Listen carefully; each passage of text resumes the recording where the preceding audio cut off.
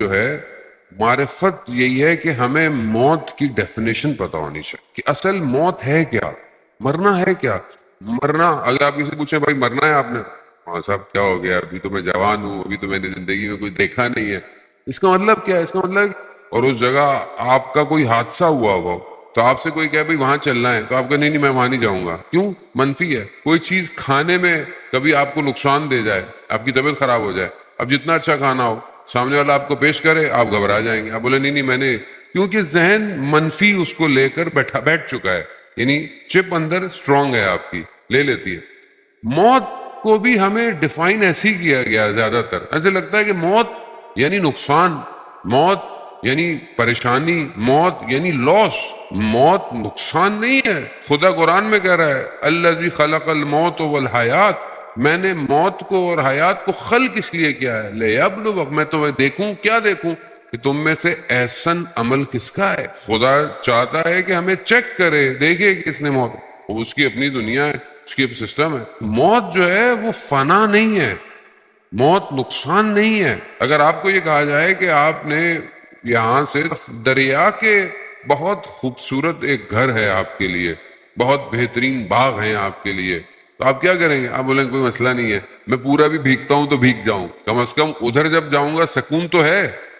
بس یہی تو قرآن آپ سے بار بار کہہ رہا ہے کہ میں نے تمہارے لیے وہاں پر کیا باغات ہیں، تمہارے لیے نہریں بہہ رہی ہیں، سب کچھ کس کے لیے؟ وہ تمہارے لیے ہے، مگر یہ سختی تم نے برداشت کرنی ہے۔ اب انسان اصل میں اس سختی کو برداشت نہیں کرنا چاہتا عزیزان محترم، لیکن اگر انسان اپنی زندگی کو بہتر گزارے تو اس کی یہ زندگی سختی نہیں ہے بلکہ اپورچونٹی ہو جاتی ہے۔ جیسے آپ کے اوپر کوئی مشکل آئے، پریشانی آئے، جیسے بچہ کیوں محنت کرتا ہے؟ سختی ہے، رات کو جاگتا ہے، اسٹڈی کرتا ہے، ایکسٹرا محنت کرتا ہے، کیوں کرتا ہے؟ اینڈ آف دا ایئر کیا ہے؟ رزلٹ ہے اس تلخی کا کہ جو اس نے برداشت کی ہوتی ہے۔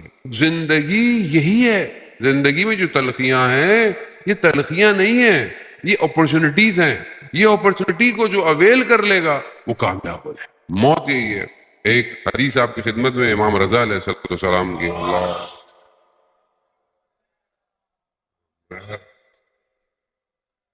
امام سے سوال پوچھا، جس نے حدیث کو بیان کیا، کہتا ہے میں نے مولا سے پوچھا کہ کیفا اصبحتو، کہ مولا آپ نے صبح کیسے کرتے ہیں، یعنی آپ کی صبح کیسے ہوتی ہے؟ تو امام دو تین باتیں بیان کرتے ہیں کہ صبح میری کیسے ہوتی ہے۔ امام فرماتے ہیں کہ میری صبح ایسے ہو رہی ہے کہ میری زندگی کا ایک دن کم ہو رہا ہے۔ میری صبح ایسے ہو رہی ہے کہ میری زندگی کا ایک دن کم ہو رہا ہے۔ دیکھنے کو تو ڈیجٹ جو ہے وہ بڑھ رہا ہے، یعنی ہمارے ہاں لوگ سالگرہ جیسے مناتے ہیں کہ جی ماشاءاللہ بچہ آج سال کا ہو گیا، 5 سال کا ہو گیا، 10 سال کا ہو گیا، ہم کہہ رہے ہیں بڑا ہو رہا ہوتا ہے، لیکن کیونکہ موت کی ڈیٹ ڈیفائن ہے، ہمیں نہیں پتا، لیکن خدا کی بارگاہ میں، خدا کے علم میں موت کی ڈیٹ ہماری کنفرم ہے۔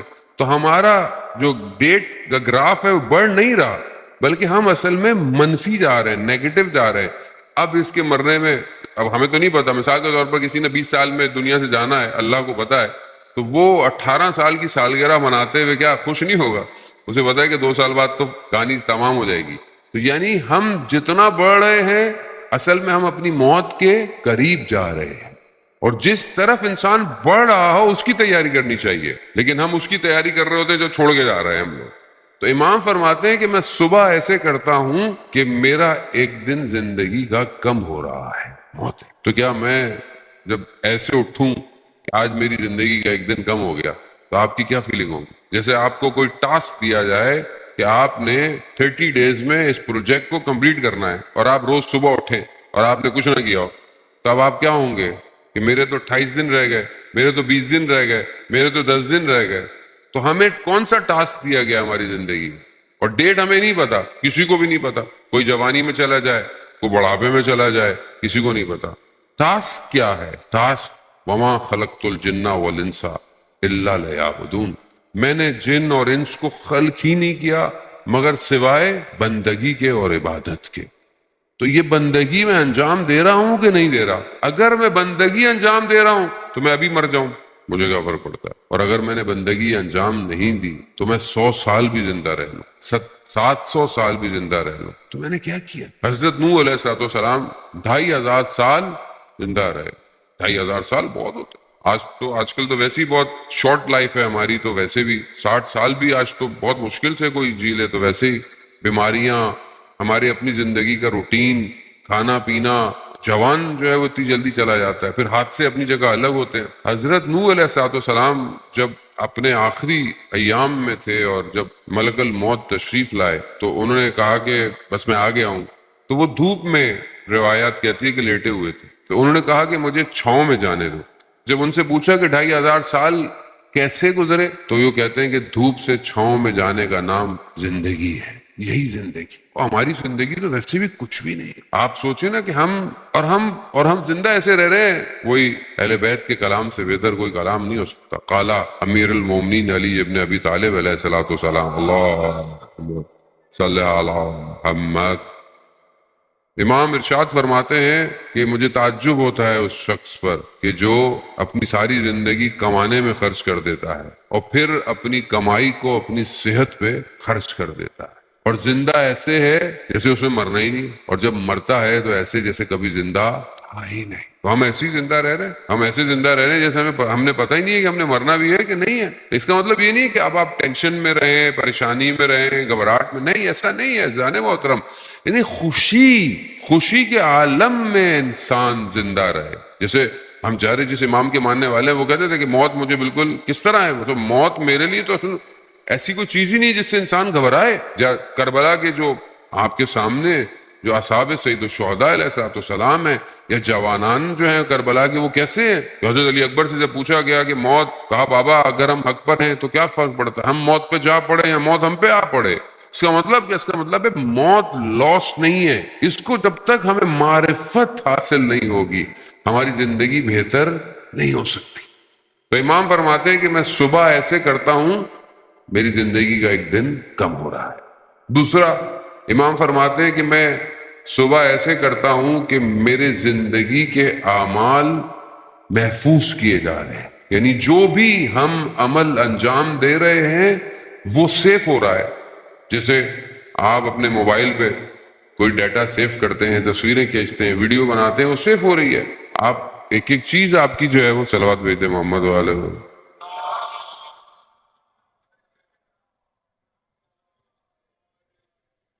آپ جو بھی انجام دے رہے ہیں وہ سیف ہو رہا ہے۔ تو یہ تو ہم دنیا میں آپ دیکھیں، اگر کوئی کیمرہ لگا ہوا ہے یہاں پہ، ہم روز آ رہے ہیں، جا رہے ہیں، بیٹھ رہے ہیں، سیف ہو رہا ہے۔ تو خدا کا کیمرہ کتنا اسٹرانگ ہے؟ خدا کا کیمرہ اعمالوں کو سیف کر رہا ہے، نہ صرف آپ کی موومنٹ کو بلکہ ہماری نیتوں کو بھی سیف کر رہا ہے۔ وہ کیوں فرمایا گیا کہ اگر تم برائی کی نیت کرو، گناہ کی، نعوذ باللہ، اور گناہ انجام نہ دو تو خدا تمہیں اس کا عذاب نہیں دے گا، لیکن نیکی کی نیت بھی کرو، صرف کہ تمہارے ذہن میں نیکی کرنے کی نیت ہو کہ تم نیکی انجام، لیکن تم انجام نہ دو، نہ دے سکو، تو خدا پھر بھی تمہارے حساب میں نیکی لکھ دے گا۔ عزیزان محترم، موت نقصان نہیں ہے، موت ٹرانزیشن ہے، انتقال ہے۔ آج آپ یہاں بیٹھے ہیں، کل آپ نے کہیں اور جانا ہے۔ ابھی انشاءاللہ آپ حج پہ جائیں، عمرے پہ جائیں، زیارت پہ جائیں، زیارت پہ جانا ہے، آپ جاتے ہیں، بڑی اچھی جگہ ہے، مائیگریشن کرتے ہیں، کہیں جاتے ہیں، بہرحال تو انسان نے یہاں اس عالم سے اس عالم میں جانا ہے، اس کو موت کہتے ہیں، اور سب نے جانا، اس میں انکار نہیں ہے۔ تو جب جانا ہی ہے تو وہاں کی تیاری کریں جہاں جانا ہے۔ یہاں 100 سال 70 سال سے زیادہ تو کوئی زندگی نہیں ہے، اور وہاں کتنی بڑی زندگی ہے۔ جو جوان بیٹھے ہیں، کیوں آپ محنت کرتے ہیں پورا سال؟ کہ at the end of the year آپ کو کیا ہے؟ رزلٹ ملتا ہے۔ 10 سال 16 سال کیوں آدمی پڑھتا ہے عموماً میکسیمم؟ یا ڈاکٹر سے پوچھیں بھائی آپ اتنے سال پڑھتے ہیں، کیا آپ کو اس کو پتا ہے کہ میں اتنے سال پڑھوں گا، اس کے بعد مجھے بہرحال ایک پروفیشن ہے، میرا پیشن ہے، مجھے کام کرنا ہے۔ انجینئر ہے، 4 سال پڑھتا ہے، ماسٹرز کرتا ہے، پھر جو ہے وہ انٹرنشپ کرتا ہے، وہ محنت کرتا ہے، رزلٹ لیتا ہے۔ کیوں لیتا ہے؟ کہا 15 16 سال پڑھوں گا لیکن اس کے بعد زندگی میری اچھی گزرے گی۔ کیوں؟ کیونکہ 16 سال کے علاوہ زندگی تو پتہ نہیں کتنی ہے۔ تو آپ 100 سال کو مائنس کریں، کتنے کس سے؟ جتنے سال آپ نے اس ادھر رہنا ہے، ادھر کتنا رہنا ہے، ادھر کتنا رہنا ہے ہم نے۔ قرآن کیا کہہ رہا ہے؟ ہم فیہا خالدون، تم وہاں ہمیشہ رہو گے، ہمیشہ۔ اب ہمیشہ کو مائنس کریں 100 سے، 700 سے کر لیں، چلے 700 سال کوئی بھی نہیں رہتا، آپ 100 بھی مائنس کر لیں، 1000 مائنس کر لیں، 1000 مائنس انفینٹی، کیا جواب آئے گا؟ انفینٹی۔ تو انسان تھوڑا سی زندگی کو انفینٹی سے بیچے گا، نقصان ہے، مگر میں روز نقصان کر رہا ہوں۔ ایک نگاہ نامحرم کے بدلے انسان اپنا ایمان بیچ دیتا ہے، ایک گناہ۔ اور امام خمینی فرماتے ہیں کہ ایک نگاہ نامحرم انسان کو صدیوں کے فاصلے پہ پھینک دیتی۔ جانے مطلب خوب یہ ہمیں، کیونکہ ہماری معرفت نہیں ہے اس عالم کی، تو ہمیں پتہ ہی نہیں ہے گناہ ہو رہا ہے، پتہ ہی نہیں ہے غلطی ہو رہی ہے، پتہ ہی نہیں ہے کسی کا حق کھا رہے ہیں، پتہ ہی نہیں ہے کسی پہ ظلم کر رہے ہیں، پتہ ہی نہیں ہے، کیونکہ معرفت نہیں ہے نا، پتہ ہی نہیں ہے کہ وہاں جا کے ہونا گیا ہمارے ساتھ، جانا کہاں ہے یہ بھی نہیں پتا۔ جانے محترم پھر ایسا معاشرہ کیا ہوگا جبکہ ہم جن کے ماننے والے ان کی زندگیاں آپ دیکھیں۔ ملک اشتر کیسے صحابی ہیں کہ بازار سے گزر رہے ہیں، شخص نے اہانت کر دی، لاب دہن جو ہے وہ بدتمیزی اہانت کر دی، جب اسے پتا چلا کہ ملک اشتر ہے کانپنے لگا، ملک اشتر سالار ہے، دوڑتا دوڑتا کہ میں پوچھوں ملک اشتر کہاں ہے، دیکھا مسجد میں گیا اور کہا میں معافی چاہتا ہوں، مجھے پتا نہیں تھا۔ تو وہ کیا کہتے ہیں آگے سے؟ کہتے ہیں کہ میں مسجد میں آیا اس لیے تھا کہ خدا کی بارگاہ میں تمہارے لیے مغفرت کی دعا کا۔ یہ ہے اصحاب امیر المومنین، یہ ہے ولایت، جب وجود پہ آئے تو ظہور کرتی ہے۔ میرے وجود پہ ولایت آئی آج تک، میں جو امیر المومنین کا ماننے والا ہوں، میرے وجود پہ ولایت ظہور کر رہی ہے کہ نہیں کر؟ اب ظاہر ہے ہمیں ہر دور کے، اب ہر شخص اپنے زمانے کے امام کے سامنے حاضر ہے نا، ہم سے کوفہ کا نہیں پوچھا جائے گا، ہم سے آج کے امام کے بارے میں پوچھا جائے۔ تو جب میرے اعمال میرے وقت کے امام تک پہنچتے ہوں گے تو کیا چاہتا ہے؟ ظاہر ہے اب آپ کی رپورٹ کارڈ آپ کے گھر آتی ہے نا، بچے اسکول جو پڑھتے ہیں رپورٹ کارڈ آتی ہے، ہمارے زمانے میں تو ہم والدہ تک پہنچنے نہیں دیتے تھے، خود ہی سائن کر کے واپس بھیج دیتے تھے۔ اب تو ہر چیز آن لائن ہو گئی ہے، اب تو واٹس ایپ میں آ جاتی ہوگی، جاتی نہیں ہوگی۔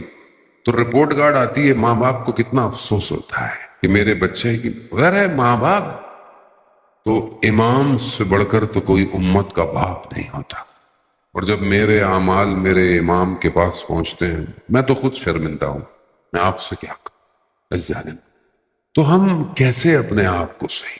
اگر ہماری معرفت بڑھتی چلی جائے گی، ہمارا عمل بہتر ہوتا چلا جائے، اگر آپ کو یقین ہے کہ آپ کا عمل سیف ہو رہا ہے، آپ اپنا عمل اچھا انجام دیں۔ اگر آپ کو پتا ہو کہ یہ سگنل لگا ہوا ہے، یہ ریڈ ہے، لیکن نہ پولیس والا کھڑا ہے نہ کیمرہ لگا ہوا ہے، تو اب آپ کیا کریں گے؟ بولیں جاؤ جانے دو، کون دیکھ رہا ہے؟ لیکن یہاں خدا کا کیمرہ 48 میگا پکسل نہیں ہے، خدا کا کیمرہ اندر تک زوم کرتا ہے۔ وہ قرآن کہہ رہا ہے سورہ توبہ میں، اے رسول ان سے کہہ دو اللہ، ان کا رسول اور مومنین کی جماعت دیکھ رہے سب دیکھ رہے۔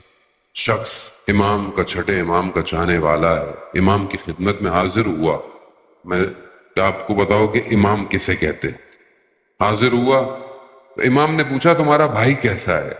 کہا مولا صحیح ہے، مگر آپ کے معاملے میں احتیاط کرتا ہے۔ یعنی کیوں؟ یعنی کہ آپ حق پر ہیں نہیں ہیں، اس معاملے میں احتیاط کرتا ہے۔ تو امام نے کہا کہ اپنے بھائی سے کہنا فلانے سفر میں فلانے درخت کے نیچے اس نے احتیاط کیوں نہیں کی۔ اب اسے تو پتہ ہی نہیں ہے کیا ہے، جب اپنے بھائی کے پاس گیا کہا میں مولا کی خدمت میں گیا تھا، مولا نے تمہارا پوچھا، میں نے کہا احتیاط کرتا ہے، تو کہا امام نے کہا کہ فلانے سفر میں فلانے درخت کے نیچے تم نے احتیاط کیوں نہیں کی؟ تو اس کے چہرے کا رنگ زرد ہو گیا۔ اس نے بولا کہ کیوں، کیا ہو گیا ہے؟ ایسی کیا بات میں نے کہہ دی؟ کہا مگر وہاں تو کوئی موجود نہیں تھا۔ تو اس نے کہا کہ ماجرا کیا ہے، ہوا کیا؟ کہا میں ایک سفر پہ جا رہا تھا، میرے ساتھ ایک شخص تھا، تاجر تھا، اور اس کی کنیز میرے ساتھ تھی، تو میرا دل اس کی کنیز پہ آ گیا، تو میں نے کسی بہانے سے اس کو کہیں بھیجا، اور کوئی نہیں تھا اس درخت کے نیچے، اور مجھ سے غلطی ہوئی۔ امام، کائنات کے نظام میں ایسا چرخہ ہے کہ جس کے بغیر کائنات چل نہیں سکتی۔ تو اگر آپ یہ سمجھیں کہ آپ کو امام نہیں دیکھ رہا، تو آپ کی امام کی معرفت کمزور ہے۔ امام دیکھ رہا، امام دیکھ، امام حاضر ہے۔ آیت اللہ عظمہ بہجت سے پوچھا کہ امام غائب ہے؟ کہا نہیں، تم غائب ہو، امام حاضر ہے، ہم غائب ہیں، ہم غفلت میں ہیں، ہماری معرفت میں کمی ہے۔